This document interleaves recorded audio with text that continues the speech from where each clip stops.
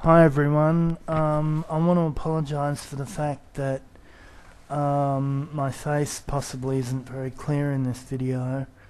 Um, I've got a problem with the light bulb in my room at the moment. Although to a degree I think it actually creates a fairly cool effect. But anyway, I'm responding to a video that I've seen here. I can't actually remember the username of the person. One sec. Hey everyone, I'm back. The video is by Elena43, and it's a video about how she thinks that Ian Crossland is basically an actor. There have apparently been some people who think that Ian mentally is falling apart somewhat, and they're sort of worried about him, but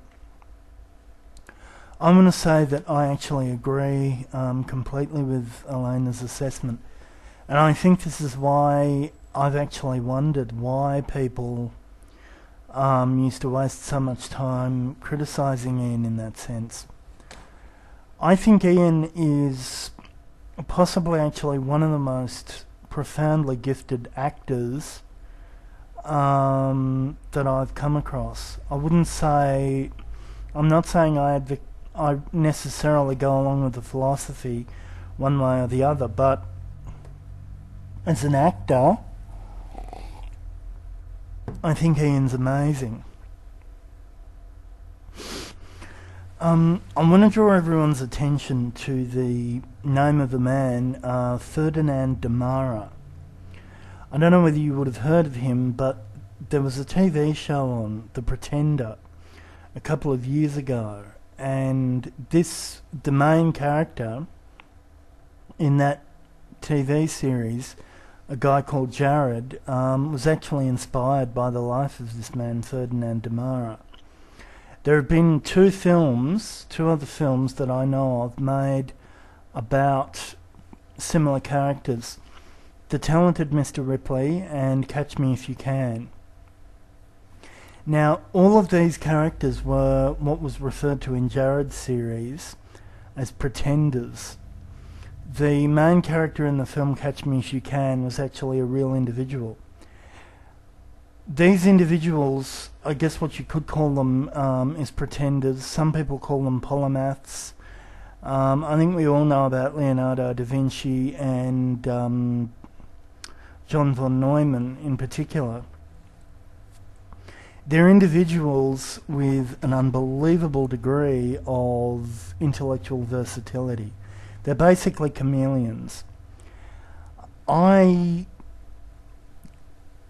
could have been one. I was rated at about the age of 4 or 5 as having an IQ of 145, which I think is about 15 points below sort of the beginning of the low end, basically, of pretender territory in that sense. So these individuals do exist. I mean, as the intro to the show said, there are pretenders among us, and I think Ian's one of them. I think he has a rare, I won't say unique, but a very rare ability, degree of ability to determine exactly what it is that a lot of the people watching YouTube want to see in terms of the sort of pseudo-philosophy that he does, and basically project it back at them. And I think that's the reason why he rates so highly. Ian actively seeks out and looks for what it is that his audience wants to see, and then he gives it to them. I apologise if this sounds excessively critical. It isn't meant to, but I do feel that, I mean, I can remember the first or second time I saw one of Ian's videos, and I looked into his eyes, and I can remember just thinking, this guy doesn't mean any of what he's saying. It's basically an act. It's a game, and I'm not wanting to be critical of the guy, I'm really not, but I think one important point to consider is whether or not we've ever actually seen Ian smoking marijuana in front of the camera. If we haven't, and I don't know whether we have or not because I haven't seen enough of his videos to know whether or not there are none of them where he does it, but if Ian has not actually been seen smoking marijuana on camera, I would tend to suspect very highly, actually, that Ian does not actually smoke marijuana at all, but rather he acts. He plays the role of someone who is stoned, was stoned, and I think he obviously does that quite convincingly.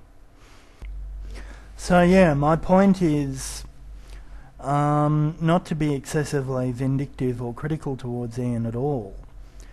But I do want to try and reassure people who think that his mind is collapsing. I don't believe it is at all. I think Ian is completely in control of what he's doing, but I think he enjoys creating a scenario not only where, as I said, a very large number of the YouTube community who watch his videos are basically getting exactly what they want to see in terms of the philosophical stuff, but I think he enjoys creating riddles for the rest of us to try and solve in terms of basically analysing his psychological state and essentially trying to figure out where it's at. I think he probably gets off here and looks at, you know, a lot of the video responses and a lot of the comments and that sort of thing, and probably derives a lot of satisfaction from that. I think he enjoys the attention. The other thing that I tend to suspect in Ian's case is that he is trying to use this as a means of furthering his acting career. I think he does want to do something financial in association with YouTube, and I think that's where the controversy, you know, with the PayPal button came in. I've actually been accused a couple of times on here, that reminds me, of talking in monotone. I apologise if I do. For some reason when I'm on here, I have difficulty keeping my voice animated to the same degree as perhaps it is when I'm offline. Again, I apologise for that, and I'm sorry if, you know, that means that when I talk it puts people to sleep, but that's really all I wanted to say about Ian anyway. Ian, if you watch this, I want you to know that I'm not excessively critical of you. I'm not necessarily meaning to judge you really harshly. This is more purely my own take on basically what it is that you're doing. I hope I haven't sort of ripped the mask off too much. I've actually really got a lot out of some of your videos myself. I think some of them are interesting. Anyway, I'll catch all of you later.